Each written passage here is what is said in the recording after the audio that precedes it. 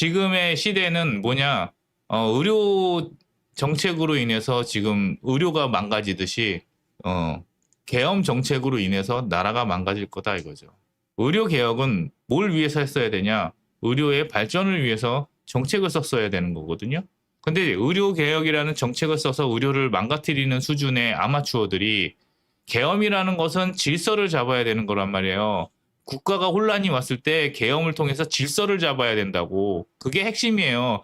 그래서 국회의 동의를 받아야 되는 겁니다. 이거는 질서가 지금 무너지고 있지 않느냐. 국회도 동의해 주라. 우리가 질서를 잡은 다음에 언제까지 어떻게 해가지고 질서가 잡히고 나면 다시 정상적으로 돌아가겠다라는 게 계엄이란 말이에요. 계엄의 취지가 그렇다고. 그러면은 국회도 지켜보고 지금의 혼란이면은 그래 당분간 정치적인 행위 하지 말고 일단 질서가 잡힐 때까지 우리가 기다려 줍시다 라는 이야기를 해줘야 된단 말이에요.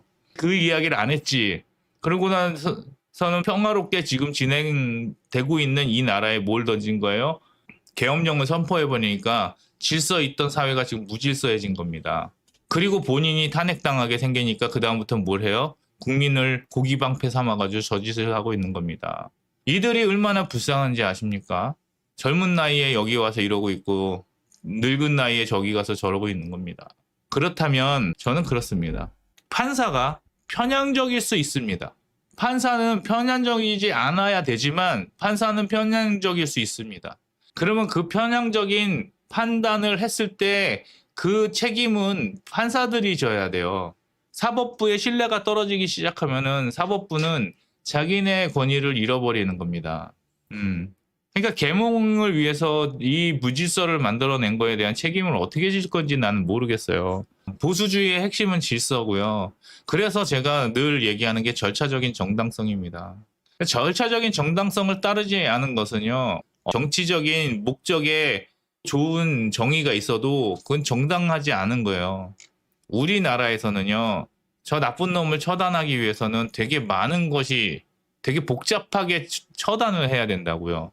저 사람이 나쁜 사람이라는 증거를 잡아서 모든 사람들이 이해할 수 있는 물증이나 심증이나 이런 것들을 다 정리를 해서 법리적으로 해석을 해서 법으로 처단을 해야 되는 겁니다.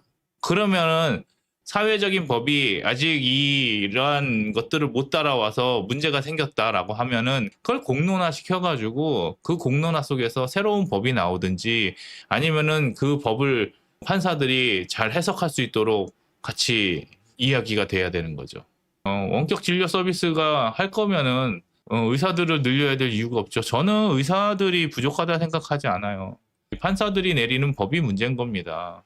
그런데 의사들은 따르잖아요. 그 법이 마음에 안 든다고 저렇게 나와가지고 집회를 하고 거부권 쓰고 판사 거부하고 이렇게 합니까? 안 하잖아요. 국민들은 그렇게 안 한다. 근데 그 권력이 사적인 권력이 돼가지고 나를 지키는데 쓰는 거에 대해서 지금 우리가 분노하는 거잖아요. 이재명에게 분노하는 민주당에게 분노하는 포인트는 뭐냐면은 권력을 한 사람의 사당화 시켜가지고 그 사람을 보호하기 위해서 방탄으로 쓰는 것 자체를 비난을 했단 말이에요. 그러면은 우리는 그렇지 말아야지. 그들을 비난을 할 거면 우리는 그러지 말아야 돼요. 근데 우리도 그렇게 같이 가면서 그들을 비난하면은 그들에게 뭘 주냐면 면죄부를 주는 거라고.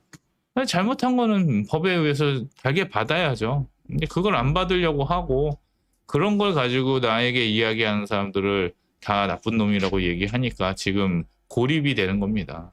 저는 이번 전환길 사태로 인해 가지고요. 변곡점이 온다고 봐요. 보수 지지율이 지지부진하다 낮아질 겁니다.